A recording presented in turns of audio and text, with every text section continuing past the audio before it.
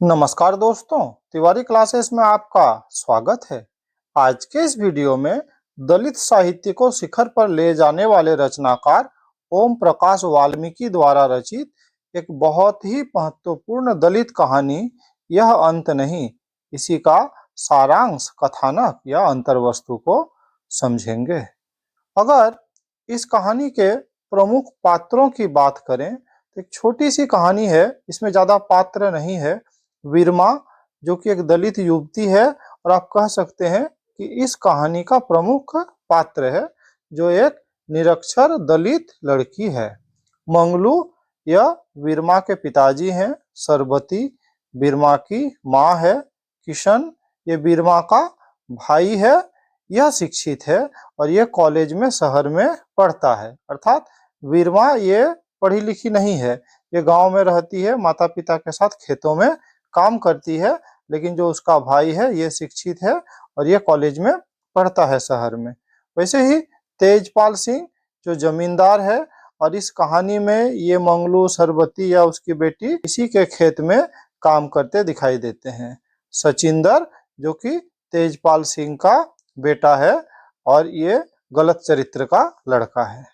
ओम प्रकाश वाल्मीकि की कहानी यह अंत नहीं, एक मेहनतकश संपन्न परिवारों के खेतों पर दिन भर आजीविका कमाने वाले एक परिवार के दुख, सामाजिक क्लेश, अपमान और अपमान का प्रतिकार करने के लिए संघर्ष करने की करुण कथा है। तो जो संपन्न परिवार की बात हो रही है वो जमींदार तेजपाल सिंह की बात हो रही है।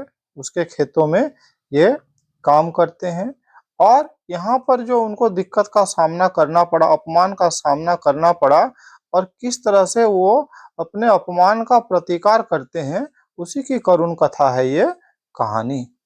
एक मेहनतकश मजदूर दलित परिवार के जीवन में एक दिन अचानक एक ऐसी घटना घटी कि सारा परिवार भूचाल के धक्के से जैसे दरक गया। मंगलू और सरबती की बेटी बीरमा के संघर्ष को यह कहानी उजागर करती है। मजदूरी करके पेट पालने वाले दलित परिवार की हमेशा यह इच्छा रहती है कि उनके बच्चे पढ़ लिखकर अच्छा जीवन जीने योग्य बने। यही सोचकर अभाव में दिन काटने वाले मंगलू ने किशन अर्थात अपने बेटे को शहर में कॉलेज की पढ़ाई के लिए भेजा था और बेटी की पढ़ाई को माँ बाप ने जरूरी नहीं समझा और बीरमा पढ़ाई से वंचित रह गई। अर्थात बेटी निरक्षर रह गई और बेटा कॉलेज में पढ़ रहा है। घर और बाहर के काम में वो माँ बाप का बराबर हाथ बटाती, अर्थात बीरमा माँ बाप के साथ काम करती। मेहनत मजदूरी करने पर वह भी उनके साथ खेतों में चली जाती। धान की कटाई के दिनों में वो अक्सर खेतों पर काम करती। उस रोज भी वह धान काटने तेजभान के खेत में गई थी। शाम होते होते काम के बदले मिले धान के गट्ठर को उठाकर वो घर की ओर चल पड़ी थी। मतलब ऐसा भी रिवाज था कि मजदूरी के रूप में धान का ही गट्ठर दे दिया जाता था। तो शाम के समय उस धान के गट्ठर को लेकर वो घर आ रही थी। माँ ने उसे आगे इसलिए भेजा था कि उन्हें और देर हो सकती थी और घर जाकर शाम को रोटी भी बनानी थी। तो माँ बाप ने बेटी को भेज दिया कि तुम जाओ घर में रोटी वोटी बनाओ, हम लोग थोड़ी देर में आते हैं।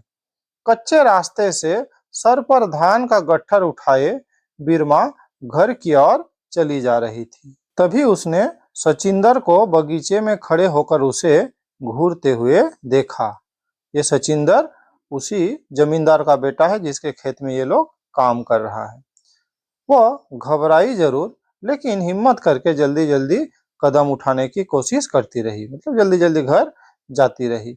सचिंदर उसके पीछे पीछे आ रहा था। अचानक उसने सामने आकर रास्ता रोक लिया। बेहयाई से बोला, सिर पर इतना बोझ है, थक गई होगी, थोड़ा सुस्ता लो। ये कहते हुए वो बेशर्मी से बीरमा के गालों को छुआ और अब उसके सीने की ओर हाथ बढ़ा रहा था। बीरमा ने पीछे हटने की कोशिश की, संतुलन बिगड़ा, लेकिन बीरमा ने सिर पर रखा गट्ठर सचिंदर के ऊपर गिरा दिया। अचानक हुए इस हमले से वो हड़बड़ा गया और गिर पड़ा। जैसे ही उसने उठने की कोशिश की तो बीरमा ने पूरी ताकत से उसकी जांघों के बीच वार किया। लात का प्रहार इतना तगड़ा था कि सचिंदर उठ भी नहीं पाया।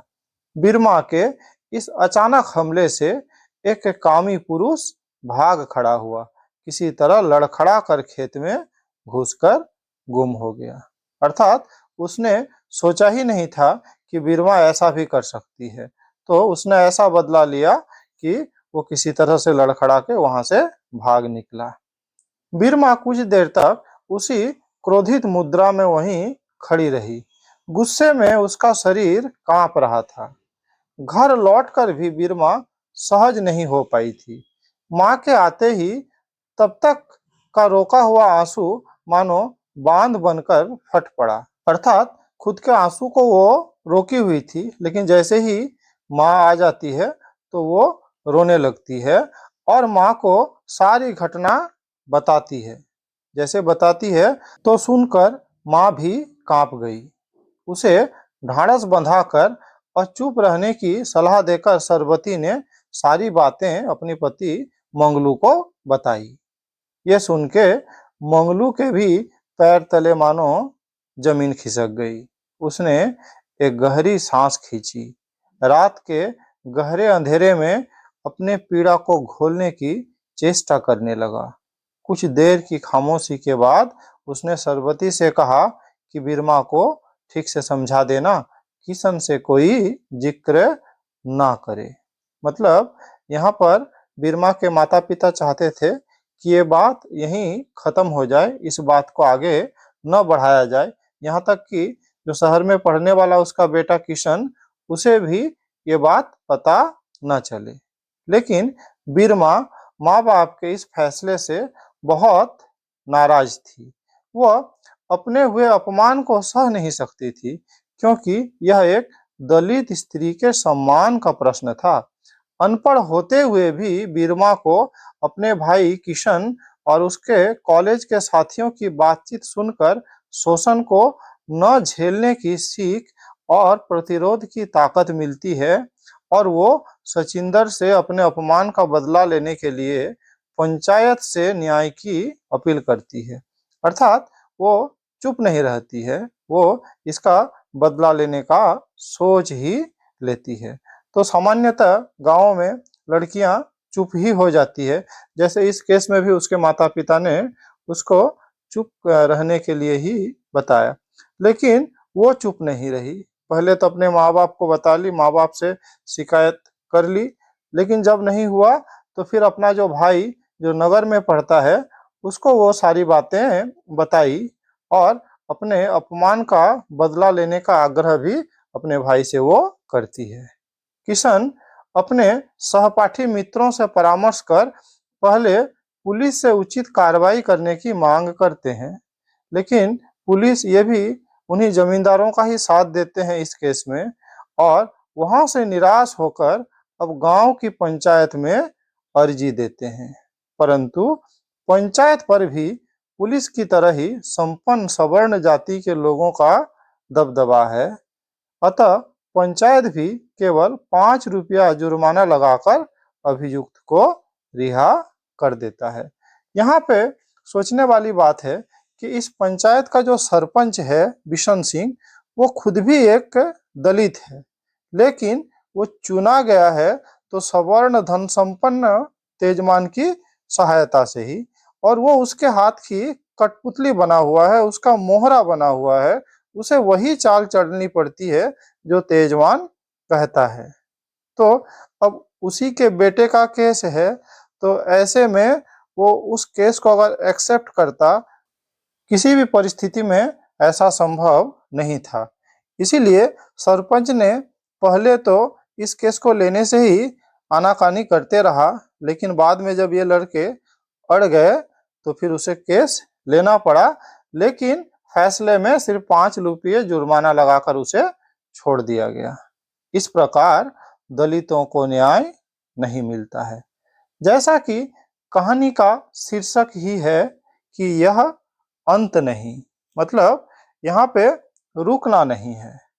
यहाँ पे रुकना नहीं है। तो ये दलित युवक हार कर भी निराश नहीं होते, संघर्ष को और तेज कर भविष्य में विजय की आशा करते हैं।